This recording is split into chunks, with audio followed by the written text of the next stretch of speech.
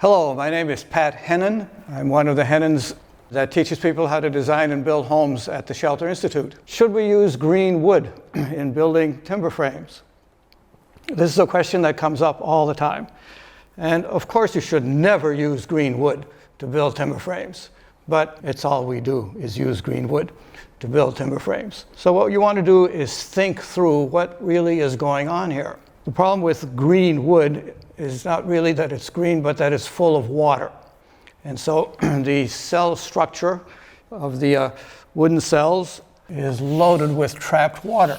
So we have here a cell that's all bloated, and about 45 years from now, it will look like this. So what you have to do is get your trees, cut them down, put them in a dry shed, and wait 45 years, and then build your timber frame. It's very simple, right? So obviously most of us are not going to live long enough to do it that way, so we're going to have to compromise somehow. Life is all full of compromises. So what do? First, we look at the species of wood.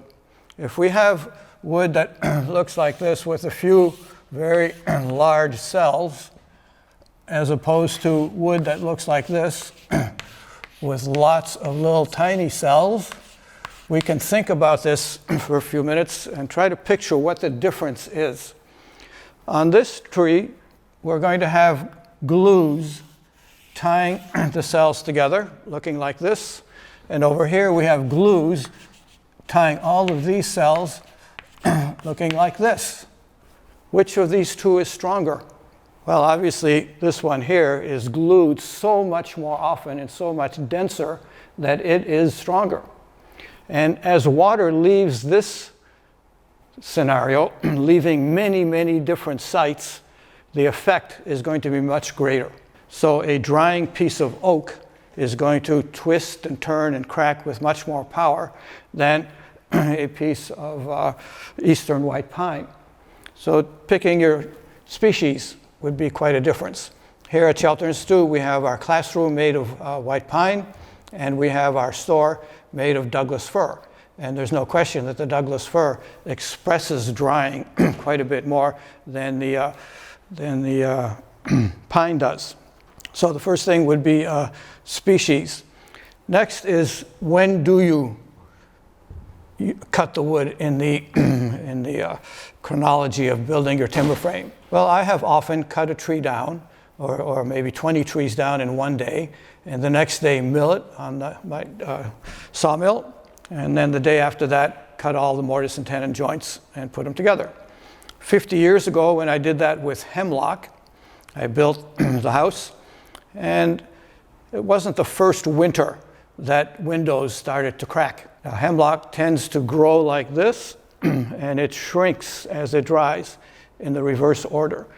So I learned very quickly that hemlock ends had to be tied down in a way that they could not rotate.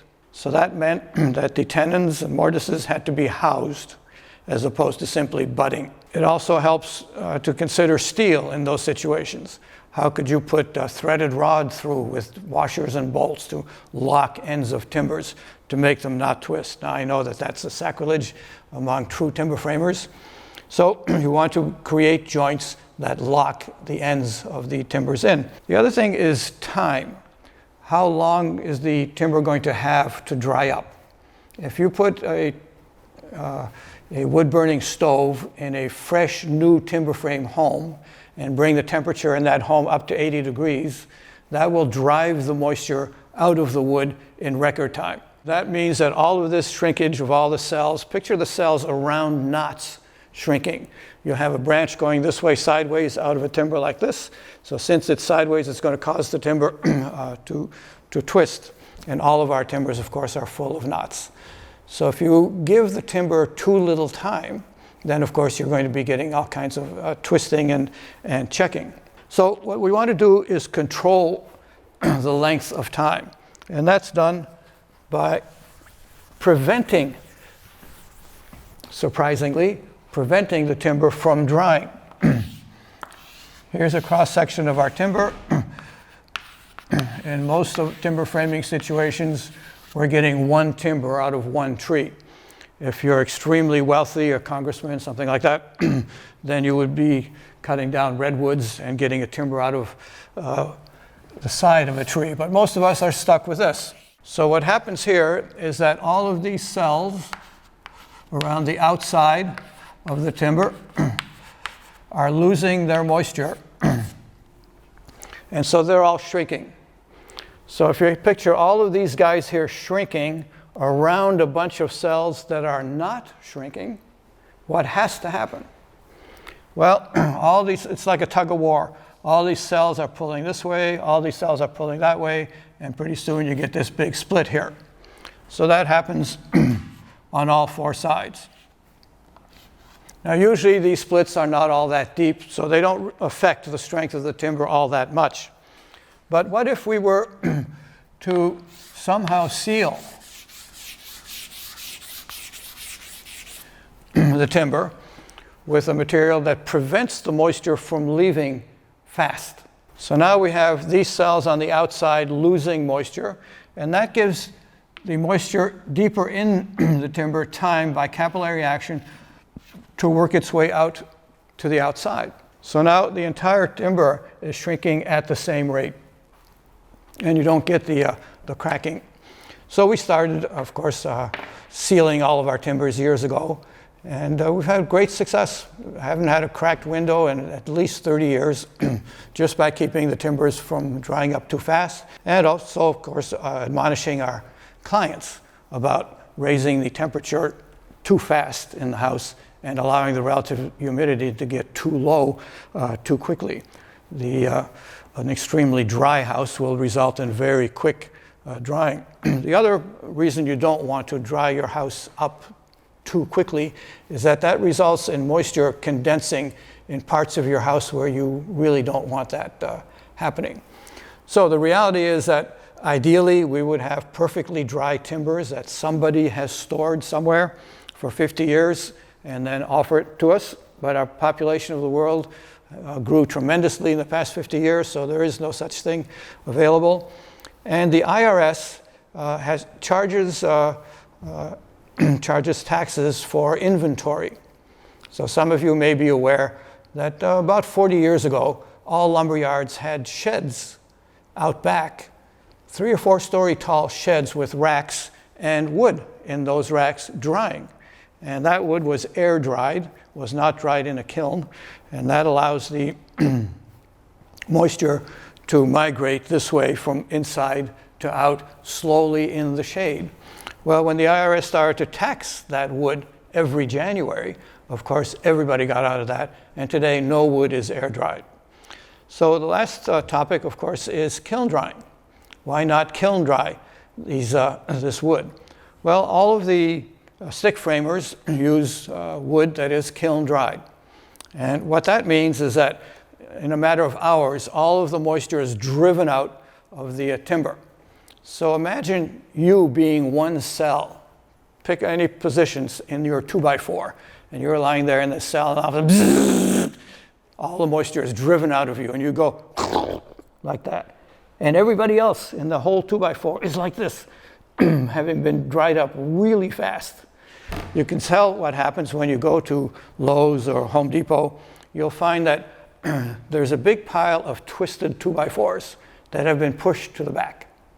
And now you're going to buy the nice straight one that is in the middle of the pack. The only reason it's straight is that it's in the middle of the pack and it has been tied with bands. So you stick that thing on the top of your car, you drive home, by the time you get home, it's like this.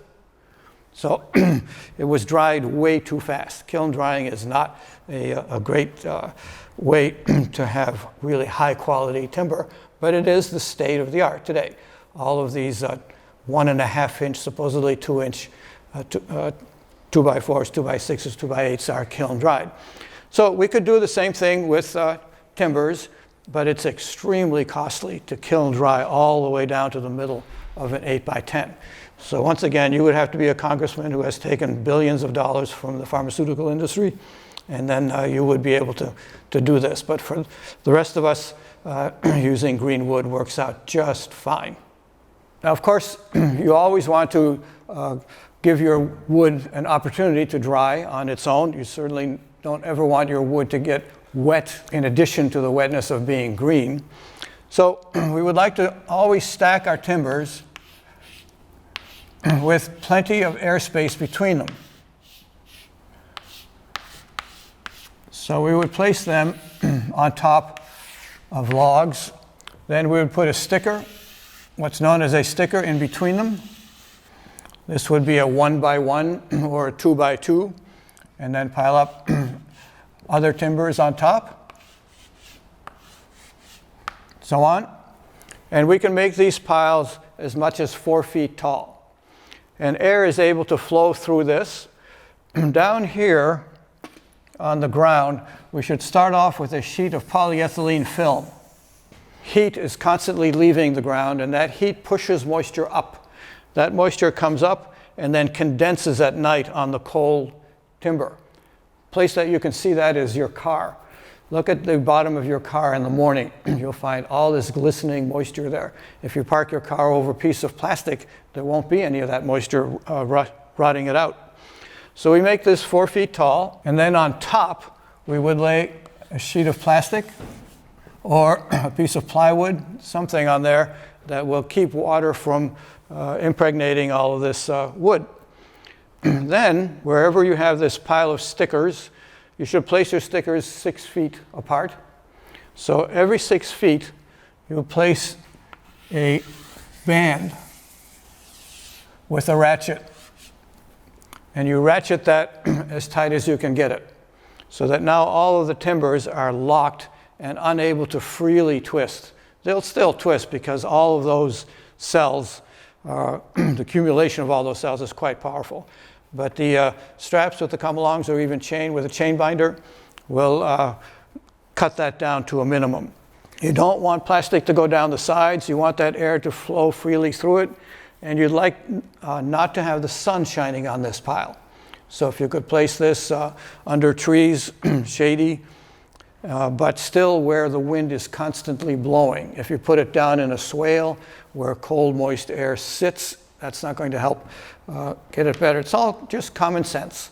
You would like your timbers to dry slowly. There are a number of oils that you can use to do this job. Any oil will do it to one degree or another. Presently, we're using Heritage Natural Oils. And we're able to put into these oils other ingredients if the customer wants. So we can put antifungal material, ultra UV resistant material. There are all kinds of additives that can customize the oil for whatever purpose. We found that we can have bare, naked timber frames sitting out in the weather for over a year without turning gray. You know, maintaining that beautiful honey color, and without doing any of the cracking and twisting. So we're going to be covering all of the timbers with the oils, and we actually use rollers to do that. The ends of timbers are cells that have been cut through. So the moisture is going to leave those cells way faster than along the length of the timbers.